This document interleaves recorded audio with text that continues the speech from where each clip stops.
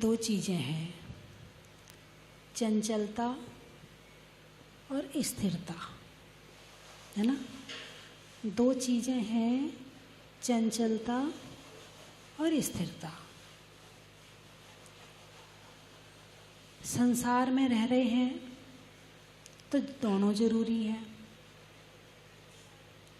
शरीर में खून चल रहा है, स्थिर हो जाए तो नमो सिद्धाड़म। हार्ट चल रहा है, स्थिर हो जाए तो नमो सिद्धाड़म, है ना। पलक झपक रही है, उठ रही है, गिर रही है, और यदि पलक गिरनी बंद हो जाए तो भी आंखें खराब मानी जाती हैं, है ना। यानी कि शरीर में जो अस्थिरता है, जो चंचलता है, वो आवश्यक है, जरूरी है। हालांकि चंचल शब्द का प्रयोग वहाँ किया जाता है जहाँ हम सही नहीं मानते हैं, है ना। अरे ये बच्चा बड़ा चंचल है, कहते हो ना, मतलब सही नहीं है, कुछ ज़्यादा ही अस्थिर है, कुछ ज़्यादा गतिमान है। एक लिमिट होती है गति की, जहाँ तक गति लिमिट में होती है वो तो सही मानी जाती है, लेकिन ज़्यादा हो जाए तो चंचल मानी जाती है, और चंचलता सही नहीं है ना। सागर है, सागर में लहरें प्रति क्षण उठ रही हैं, थोड़ा सा बढ़ाओ, प्रति क्षण उठ रही हैं, है ना। ना उठें तो ऐसा हो नहीं सकता है, उठेंगी उठेंगी। कब से उठ रही हैं? जब से समुद्र है तब से उठ रही है ना। तो पुद्गल में चंचलता और भावों में स्थिरता। यदि मन ज़्यादा चंचल है, इधर भटक रहा उधर भटक रहा, वहाँ जा रहा वहाँ जा रहा, तो तुम्हारा मन पढ़ने में लगने वाला नहीं है। बच्चा जब ज़्यादा मोबाइल देखता है, ज़्यादा वीडियो देखता है, फिर पढ़ने बैठ जाए, मन नहीं लगता। क्यों? उसने चलती हुई चीज़ ज़्यादा देख ली और वो चंचलता उसके दिमाग में प्रवेश कर गई। अब जहाँ स्थिरता चाहिए वहाँ चंचलता हो रही है। अब मन पढ़ने में नहीं लग रहा है। ज़्यादा दोस्तों से बातचीत कर लो, ज़्यादा खिलखिला के हंस लो, ज़्यादा डरे हुए हो, तब भी पढ़ने में मन नहीं लगता है। यानी दोस्ती, जिनके दोस्त ज़्यादा होते हैं ना, उन बच्चों की पढ़ाई भी नहीं होती है। दोस्त भी बनाओ तो काम के बनाओ। काम के मतलब ऐसा नहीं कि केवल स्वार्थ पूरा किया और छोड़ दिया, ऐसा नहीं कह रही हूँ, लेकिन हाँ, जब तुम्हें ज़रूरत पड़े तो वो तुम्हारी सहायता करे, जब उसे ज़रूरत पड़े तो वो तुम्हारी सहायता करे। मित्र भी हों तो ऐसे हों कि जब तुम्हारा मन भटक रहा हो तो वो स्थिर कर दे, और उसका मन भटक रहा हो तो तुम स्थिर कर दो। वो कहलाते हैं मित्र। तो चंचलता, बचपन में तो मित्रों को कौन से मित्र अच्छे हैं कौन से खराब हैं इस बात का ज्ञान नहीं होता है। बस बोलने को कोई ना कोई चाहिए, खेलने के लिए कोई ना कोई चाहिए, साथ चलने फिरने के लिए कोई ना कोई चाहिए। बस इतना ज्ञान होता है कि ये मेरा दोस्त है। अब वो गलत है या सही है इस बात का ज्ञान नहीं होता है। तब माता पिता कहते बेटा उसके साथ मत रहना, सिखाते ना तुम्हारे माता पिता, अरे बेटा उसके साथ मत रहना, वो सही नहीं है, उसका स्वभाव सही नहीं है, उसकी आदतें सही नहीं है, बेटा उसके साथ मत रहना। बेटा को बड़ा गुस्सा आता है ना। अच्छा, मेरे दोस्त की बुराई करती हो तुम, मेरा दोस्त बहुत अच्छा है।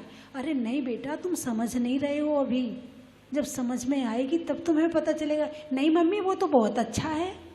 तुम ढांकने का प्रयास करते हो और तुम्हारे माता पिता तुम्हें समझाने का प्रयास करते हैं, नहीं बेटा उसके साथ मत रहो, वो पढ़ने में अच्छा नहीं है, जैसे वो फेल हो रहा है तुम भी फेल हो जाओगे, तुम भी गधा हो जाओगे, तुम भी पढ़ने में कम होशियार रह जाओगे, नहीं बेटा उसके साथ मत रहना।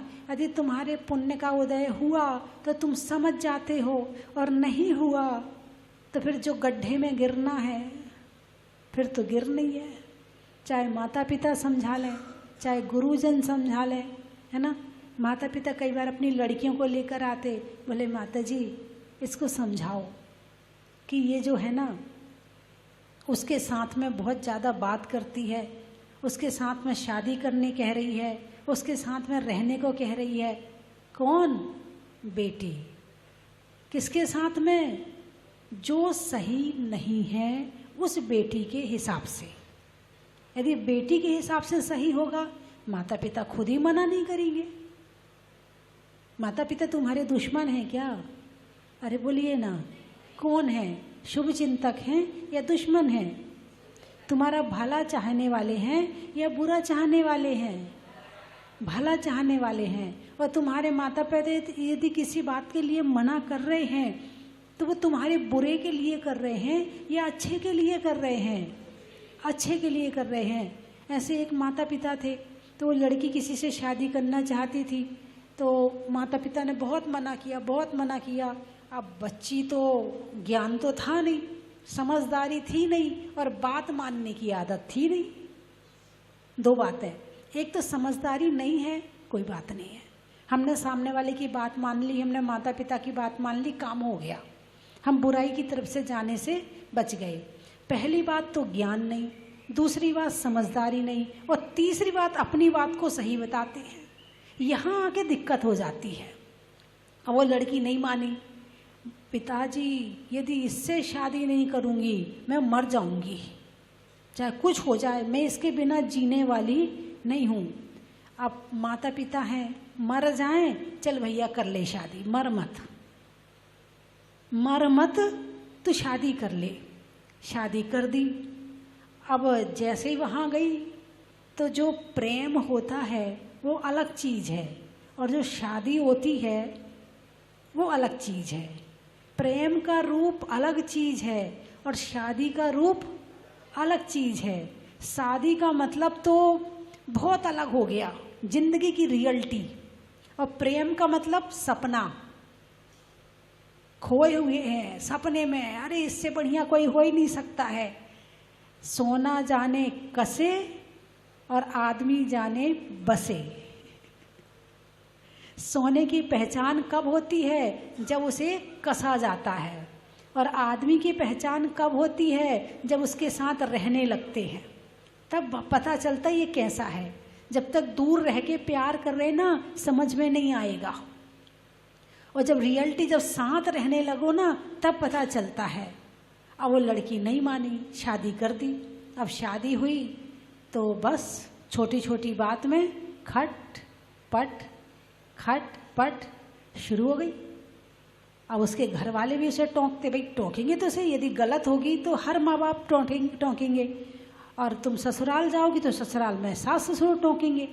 अब बुरा लगता है, ये बात अलग है, तुम में समझदारी नहीं है, वो टोंक रहे हैं मतलब वो सही रास्ता दिखा रहे हैं, और तुम्हें बुरा लग रहा है मतलब तुम्हारे पाप कर्म का उदय चल रहा है। अब जो है उसे गुस्सा आने लगा, गुस्सा आता तो वो लड़ती चिल्लाती। अब दोनों में लड़ाइयाँ शुरू हो गई। जितना प्रेम था, अरे बोलिए ना, अब वो लड़ाई में बदल गया। अब महीना भर में लड़ाई इतनी बढ़ गई कि वो कहे मैं तेरे साथ बिल्कुल नहीं रहूँगी। अब घर वाले कोशिश कर रहे हैं कि किसी तरह से ये रह जाए।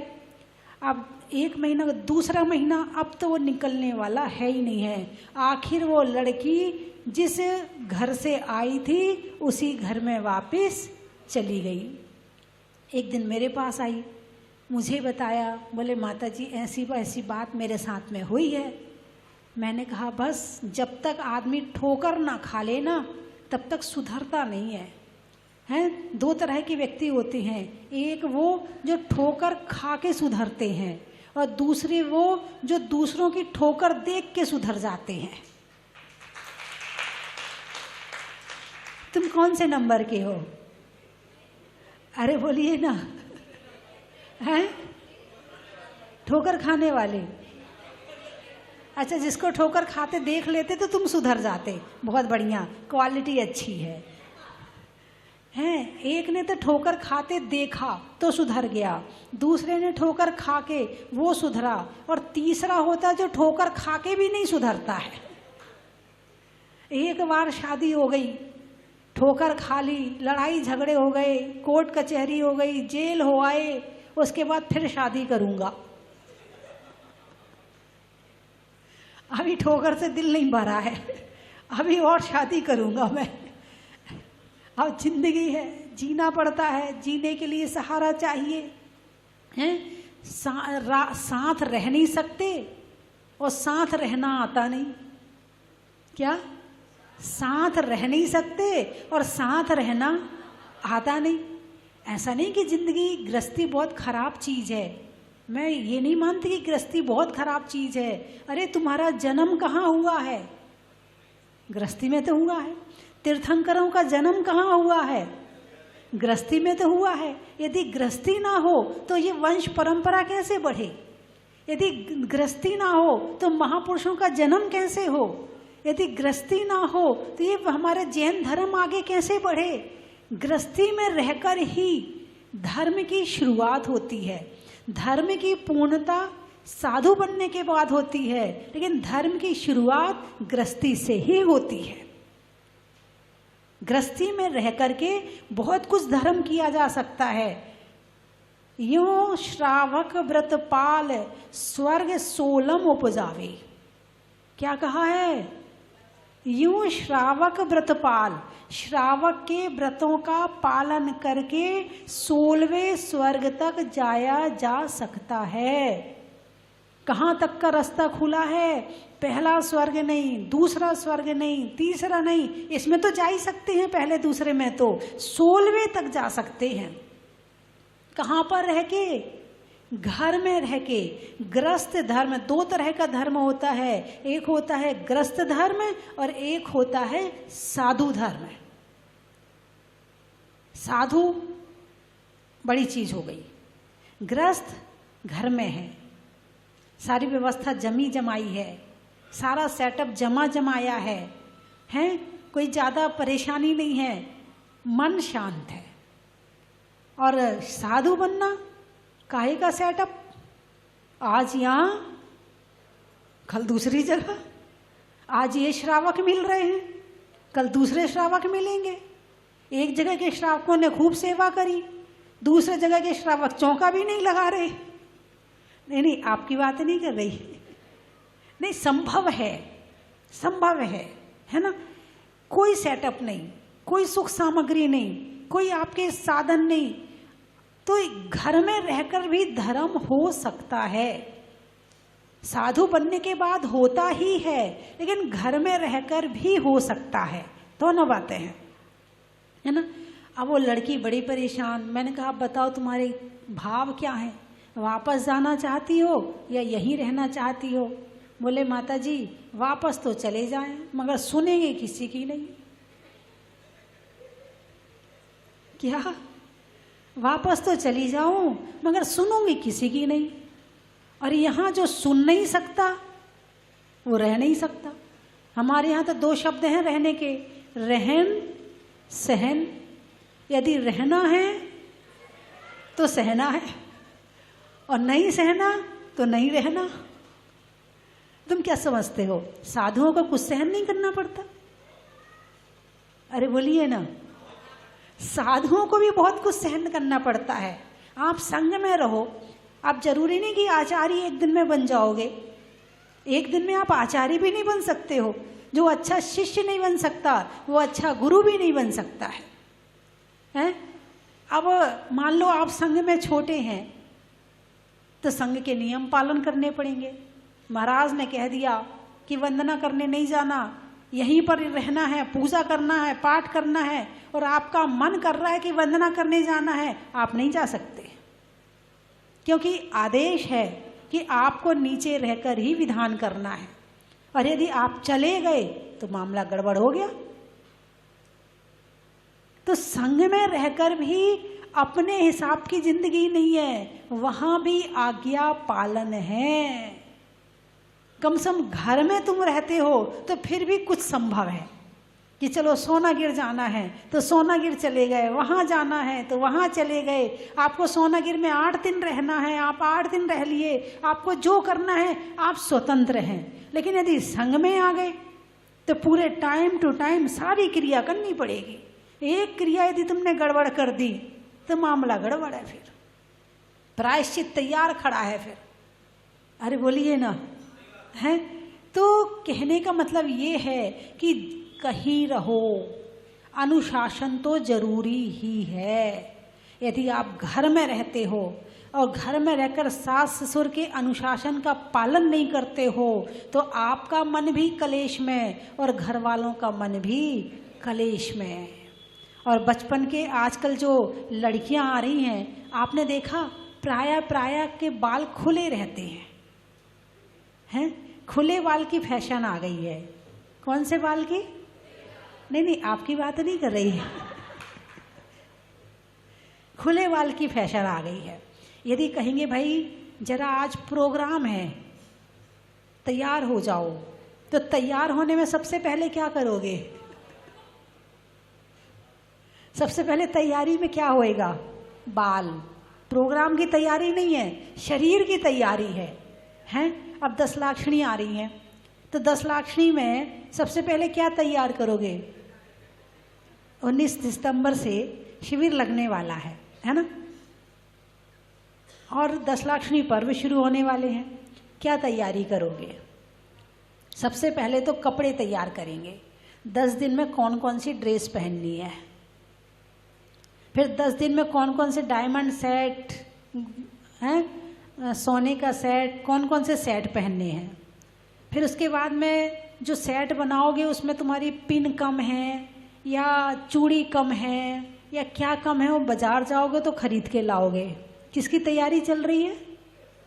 अरे बोलिए ना, किसकी तैयारी चल रही है? 10 लाक्षणी की, ठीक है। फिर उसके बाद में फिर रसोई की तैयारी होगी कि भाई अब चलो 10 दिन अशुद्ध भोजन नहीं करना है। ये तो ठीक है, ये तो सही है कि आप रसोई को साफ करते हो, जो पुराना मसाला है उसे अलग कर देते हो, पुराना आटा अलग कर देते हो, सारी चीज़ें साफ सुथरा करके रखते हो। अब 10 दिन अशुद्ध भोजन नहीं करना, ये तो अच्छी बात है, ठीक है। अब तुम्हारी तैयारी किसकी हो गई? 10 लाक्षणी की। अब 10 लक्षण शुरू हुए। लिपस्टिक कौन कौन त्याग कर रहा है कि 10 लाक्षणी में लिपस्टिक नहीं लगाएंगे? हाथ उठाकर बताओ, अच्छे से हाथ उठाओ। लिपस्टिक नहीं लगाएंगे, क्रीम पाउडर नहीं लगाएंगे। देखो कितनी जल्दी हाथ नीचे हुए क्रीम पाउडर के नाम पर। तो 10 लाक्षणी क्रीम पाउडर लगाने के लिए आ रही क्या? 10 लाक्षणी हमारी शक्ल दिखाने के लिए आ रही क्या? अच्छा 10 लक्षण के नाम बताओ। उत्तम, क्षमा, मार्दव, आर्जव, सत्य, शौच, संयम, तप, त्याग, अकिंचन और ब्रह्मचर्य। इसमें ये बताओ कि ऐसा इन 10 में से कौन सा धर्म ये कह रहा है कि तुम्हें खूब अच्छे अच्छे कपड़े पहन के आने हैं, खूब क्रीम पाउडर लगा के आना है, खूब डायमंड सेट पहन के आना है। 10 धर्मों में कौन सा वाला धर्म है जो इस बात के लिए तुम्हें प्रेरणा दे रहा है?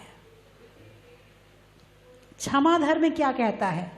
गुस्सा मत करो, क्रोध मत करो, बैर मत बांधो, क्षमा की भावना रखो, ठीक है। मार्दव धर्म कहता है अभिमान मत करो, है घमंड मत करो, दिखावा मत करो। क्या मत करो? और ये तुम जो क्रीम पाउडर और कपड़े, ये क्या है? तुमने किसकी तैयारी करी? मार्दव धर्म की तैयारी करी या मान कषाय की तैयारी करी? अब तो मामला गड़बड़ हो गया। ये तो तुमने मार्दव धर्म की जगह मान कषाय की तैयारी कर ली। मेरे से ज़्यादा सुंदर कोई नहीं है, मेरे से बढ़िया कोई नहीं है, हैं? नेल पॉलिश, लिपस्टिक, ये कपड़े, ये तो तुमने दूसरे धर्म गड़बड़ कर दिया।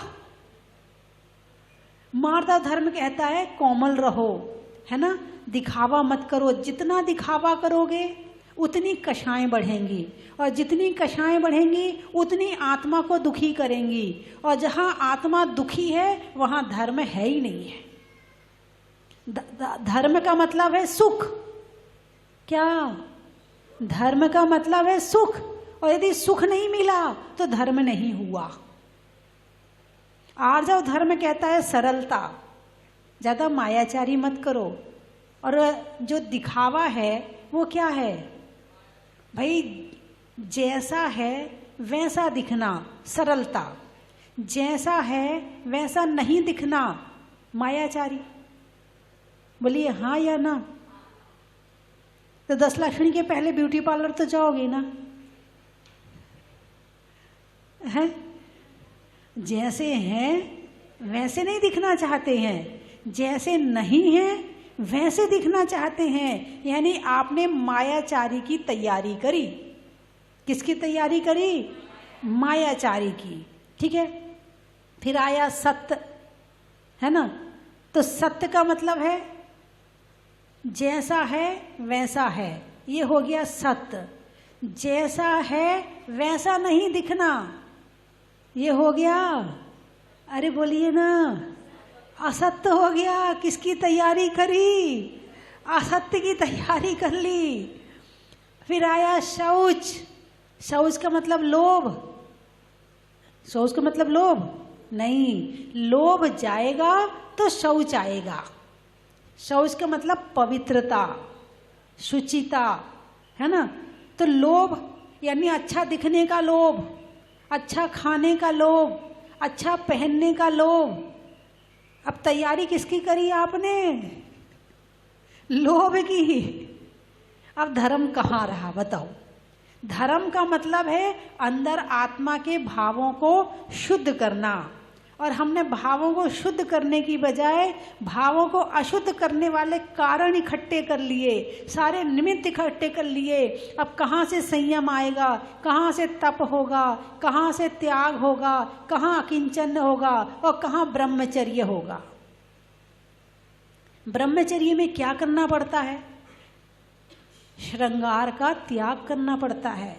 ब्रह्मचर्य का मतलब ये है कि सामने वाला मेरे प्रति आकर्षित ना हो, हम इतने सिंपल रहें, इतने हम ऐसे बन के रहें कि सामने वाले के मन में मुझे देखकर कोई विकार पैदा ना हो, उसके मन में बुरी भावनाएं ना आए। और अब तुम तड़क भड़क के और बाल फैला के और लिपस्टिक लगा के, क्रीम पाउडर लगा के, बढ़िया बढ़िया कपड़े पहन के फिर मंदिर जाओ, फिर कहो वो मुझे घूर रहा था, वो मुझे देख रहा था, वो मुझे तरफ एकटक देखता है। और तुमने अपना रूप बनाया तो इसलिए है कि कोई तुम्हें देखे। अब देख रहा है तो तुम्हें बुरा लग रहा है। अरे बोलिए ना, है? तो ब्रह्मचर्य धर्म में क्या है कि श्रृंगार का त्याग। श्रृंगार नहीं करना। कितने दिन? कम से कम 10 दिन का तो त्याग करो। 365 दिन में 10 दिन के लिए श्रृंगार का त्याग करो। 10 दिन सिंपल रहने का नियम ले लो। केवल आप सिंपल साड़ी रखो कि 10 दिन सिंपल साड़ी पहनेंगे।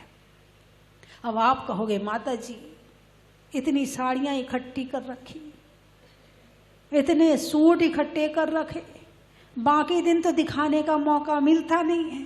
अब यही दिन तो आए हैं दिखाने के लिए, और आप त्याग करने की बात करती हो। यही दिन तो आए हैं आत्मा के धर्म करने के। क्या? आत्मा के धर्म करने के, आत्मा से धर्म करने के। यही 10 दिन तो आए हैं। इन दिनों में नहीं करोगे तो कब करोगे? ये सूट, ये साड़ी, ये सब चीजें तुम शादी में जाके दिखा लेना। वो पूरा दिखावे का मेला होता है शादी तो, है? दिखावे का मेला होता है। वो जगह दिखा लेना, बाजार जाओ तो दिखा लेना, किसी के यहाँ और जाओ तो दिखा लेना, मगर ये 10 दिन तो दिखावा छोड़ कर रहना कि इन 10 दिनों में वास्तव में मुझे अपनी आत्मा से धर्म करना है। इन 10 दिनों में मैं क्रीम, पाउडर, लिपस्टिक, दुनिया भर की अच्छी अच्छी चीजें जो शरीर के लिए करते थे, इनका 10 दिन के लिए त्याग है हिम्मत? अरे बोलिए ना, किस किस में हिम्मत है? हाथ उठाइए। इसी साल का या हमेशा के लिए? इसी साल का, हर साल। तालियां बजाओ बच्चों के लिए। लड़कियों ने इन 10 दिन का मेकअप त्याग किया, यानी बहुत बड़ी बात है। और जितने लोग टीवी में देख रहे हैं वो भी इस बात का नियम ले लें, बहुत बढ़िया। कई बार तो शिविर में ना, मैंने कई बार शिविर की साड़ी देती हूँ पहनने के लिए कि भाई आप ये साड़ियाँ पहनना और साड़ी मत पहनना। अब बेचारी घर से पूरा बोरा बांध के लाई हैं, पूरा सूटकेस भर के लाई हैं कि 10 दिन अच्छी अच्छी साड़ियाँ पहनेंगे। और माता जी ने दे दी ये पीली साड़ी, सफ़ेद साड़ी, कि यही पहनना। मेरे कहने के बाद भी बहुत सी महिलाएं ऐसी होती हैं कि वो अलग से साड़ी पहन के आती हैं। अभी ना दिखाएं तो कब दिखाएंगे? ये मन दिखावा में इतना ज़्यादा हो गया है, इतना ज़्यादा हो गया है कि हमारी सरलता चली गई है। बस मान कषाय जागृत हो जाती है ना। तो ये सारी चीज़ें दिखावा, मान कषाय पैदा करती है, मायाचारी, लोभ, ये सारी चीज़ें करनी पड़ती इन सब के लिए। और इससे क्या होता है? चंचलता बढ़ती है। क्या बढ़ती है? चंचलता बढ़ती है। और चंचल मन से धर्म नहीं होता है। अभी जो अपनी लाइन चल रही है छेढाला में, सकल कर्म ते रहित अवस्था सो शिव थिर सुखकारी। थिर यानी स्थिर। सकल कर्म ते, जितने जितने कर्म निकलते हैं उतने उतनी स्थिरता आती है। और कर्म जितना ज़्यादा उदय में आता है उतनी चंचलता आती है। अब वर्तमान समय में चंचलता बढ़ रही है, बहुत ज़्यादा बढ़ रही। पहले के लोग इतना नाचते गाते नहीं थे, और अब तो नाचने की इतनी फैशन हो गई। वो इतने इतने से बच्चे, जरा जरा से बच्चे, अकल तो अभी आई नहीं, जीवन का पता नहीं, नाचना शुरू हो गया है। और नाचने में इतना मतलब इंटरेस्ट, रुचि इतनी बन गई है नाचने में। मतलब कहने का नाचना यानी चंचलता। कर्म में कब ज़्यादा आते हैं? जितनी ज़्यादा अस्थिरता होती है, जितनी ज़्यादा चंचलता होती है। मन जितना ज़्यादा काम करेगा, जितना भागेगा, उतना ज़्यादा कर्म लेकर आएगा। और मन जितना स्थिर रहेगा उतने कम कर्म आएंगे। जितना वचन से मौन रहोगे उतना कर्म कम आएंगे। और जितना शरीर कम हिलेगा उतने कर्म कम आएंगे। और ये तीनों चीज़ें जितनी ज़्यादा एक्टिव रहेंगी, कर्म उतने ज़्यादा आएंगे। ध्यान में क्या होता है? स्थिरता। अभी आया था, शम दम तेज जे कर्म ना आवे तो संवर आदरिये। शम दम, शमन और दमन, दमन वाले बैठे हैं। दमन एक शहर का नाम है, बॉम्बे के पास में है ना। तो दमन, कर्म को रोकने के 2 द्वार हैं, एक शमन और एक दमन, है ना। मन को शांत करके अपनी इच्छाओं को शांत करना शमन। नहीं मान रही हैं, चलो आज उपवास मेरा, आज नहीं खाना चाहे कुछ भी हो जाए, दमन, है ना। तो शमन और दमन से कर्म रुकते हैं। और जो कर्म पहले से पड़े हुए हैं उनका दरवाजा जाने का खुल जाता है। और जब पूरे कर्म चले जाते हैं तो शो शिव थिर सुखकारी, मोक्ष में जाकर के स्थिर हो जाते हैं। यदि किसी दिन आपके पास में काम ना हो, सारे दिन आपको कहा जाए कि बस बैठे रहना है, कुछ नहीं करना है, आप को लगेगा ना आराम मिल गया, आज तो बस बैठे ही तो हो, आज कुछ करना थोड़ी पड़ा है, तो थक जाओगे या आराम मिलेगा? हैं, बैठे बैठे थक जाओगे। हाँ, 2 घंटे से बैठे हैं, 3 घंटे हो गए बैठे बैठे।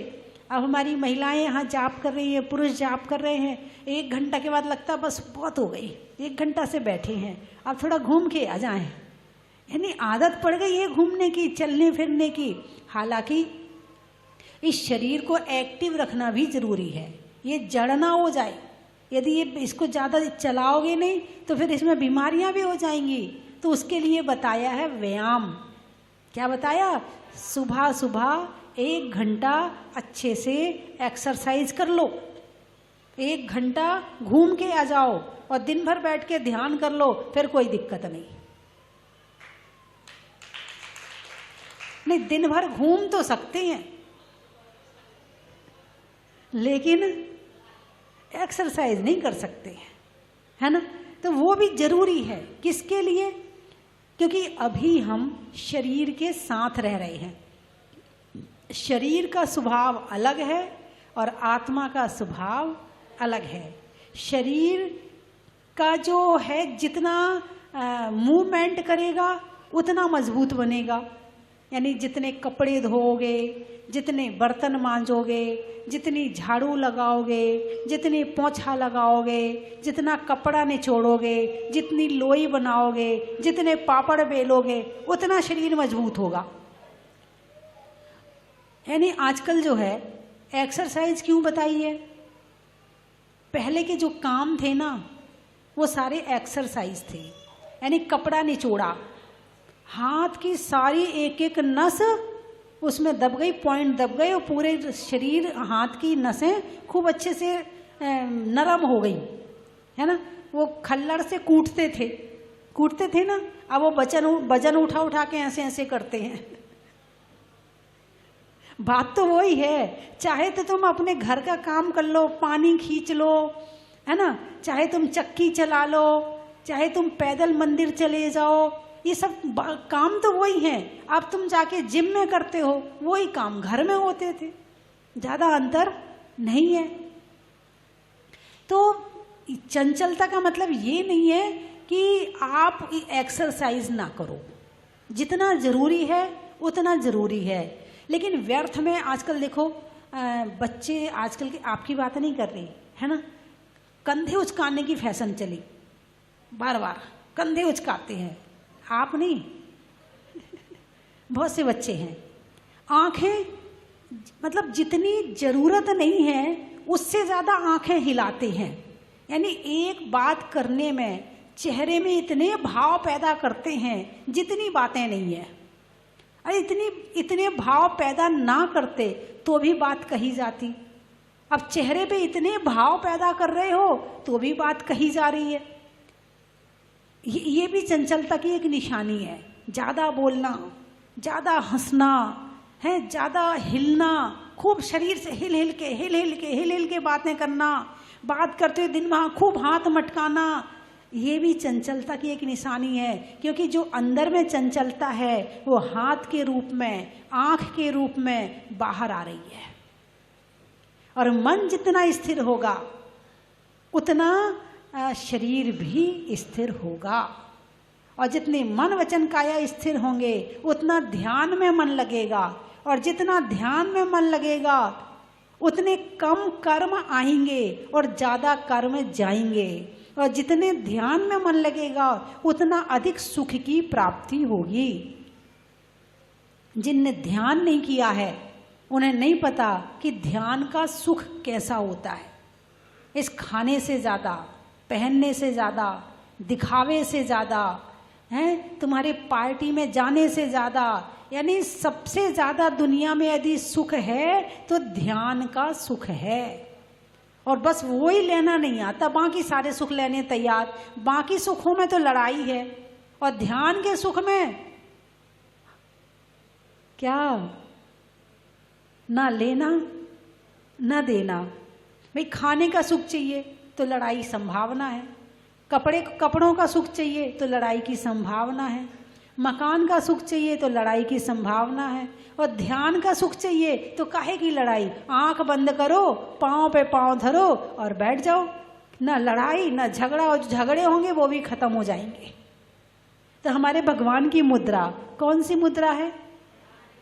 अरे बोलिए ना, ध्यान मुद्रा, स्थिरता की मुद्रा। कैसे स्थिर है भगवान? भगवान को देखकर अंदर से ऐसे भाव उमड़ते हैं कि ऐसे स्थिर हम कब होंगे। और वो स्वाध्याय, सामायिक ध्यान है, इन चीजों से होता है। जब तक ये नहीं कर पा रहे तब तक आहार, वैयावृत्ति है, अच्छा बोलना, बुरा नहीं सोचना, तब तक इनसे अपने आप को स्थिर करो। तो मेरी बात आपकी समझ में आ गई? अरे बोलिए ना, आ गई? बंद करूं? है तो 10 लाखणी की तैयारी कैसे करोगे इस बार? स्थिर होना है। 10 दिन ध्यान करना, 15 मिनट, आधा घंटा, जितनी देर भी बने मंदिर में बैठकर ध्यान करना। ध्यान कैसे करना? नमोकार मंत्र का ध्यान कर लो। नमोकार मंत्र को धीरे धीरे धीरे पढ़ते हुए ध्यान पूर्वक, हो गया ध्यान। शिखर जी की वंदना कर लो ध्यान में बैठ के, हो गया ध्यान। अंजना सती के विषय में सोच लो, हो गया ध्यान। अभी आपकी भूमिका में यही है। हालांकि ध्यान तो बहुत ऊंची चीज है, लेकिन स्थिरता लाने के लिए यहीं से शुरुआत होती है ना। सोमा सती के विषय में सोच लो, श्रीपाल के विषय में सोच लो, भगवान पार्शनाथ जी के विषय में आंख बंद करके ध्यान कर लो। कैसे कमठ आया, कैसे उपसर्ग किया, कैसे केवल ज्ञान हुआ, कैसे समोषण की रचना हुई, हो गया ध्यान। भाई ये सब चीजें आपको आती है ना, इसको ही ध्यान में ले लो।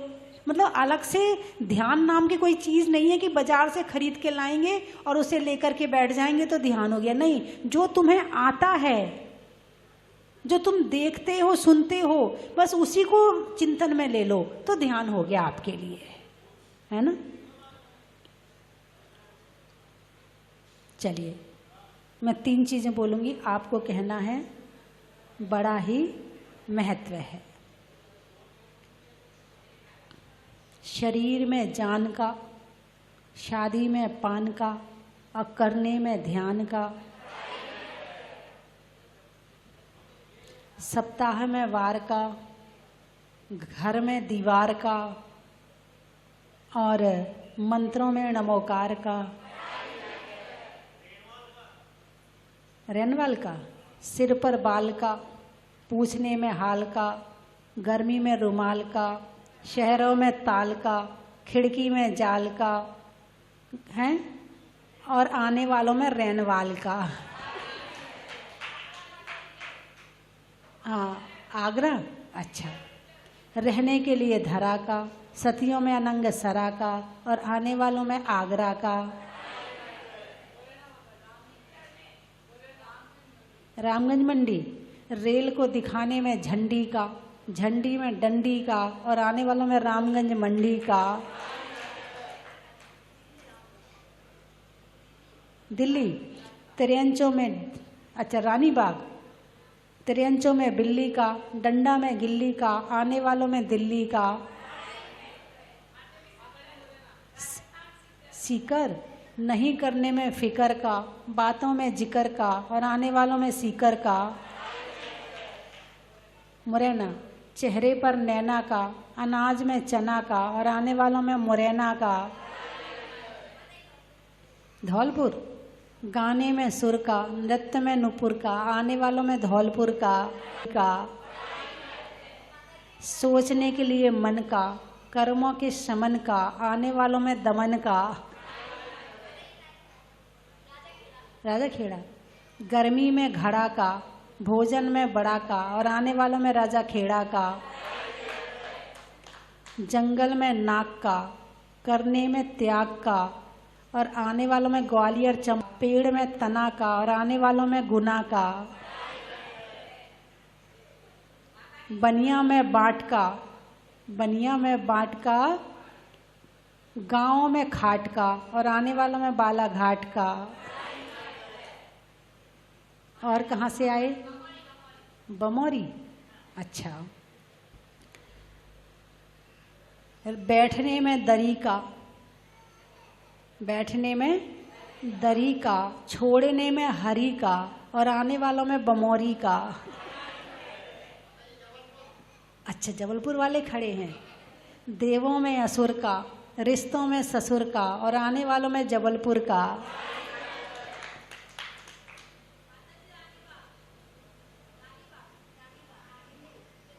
पक्षियों में काक का, जंगल में नाक का, और आने वालों में रानी बाग का। बोलिए 24 भगवान की।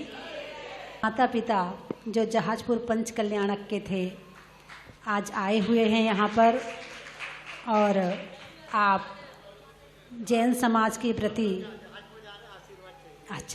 जैन समाज के प्रति, जैन धर्म के प्रति और जिन धर्म प्रभावना के प्रति आपका पूर्ण समर्पण है, तन मन और धन से पूरी भक्ति के साथ में ये धर्म मार्ग में आगे बढ़ रहे हैं, और जहाँ भी जैसी भी आवश्यकता होती है वहाँ उतना दान देकर जिन धर्म की ध्वजा को हमेशा आगे फहराते हैं। एक बार जोरदार तालियां बजा के आपका स्वागत करें। और हमारे श्रीमती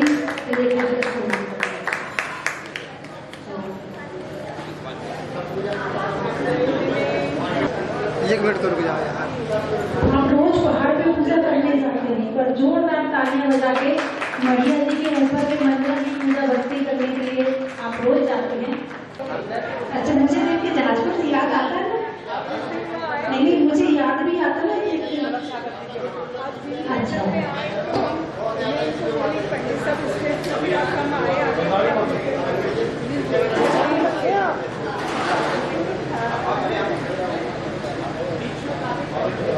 देखिए महेश भैया भगवान जी खींच लेते हैं, खिंचाओ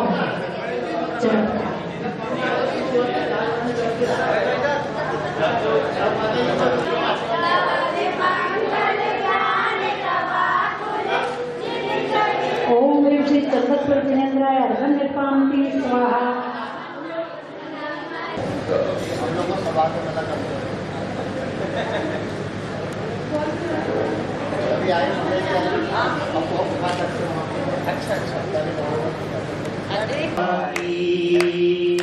रति दूरी जो मिली जाए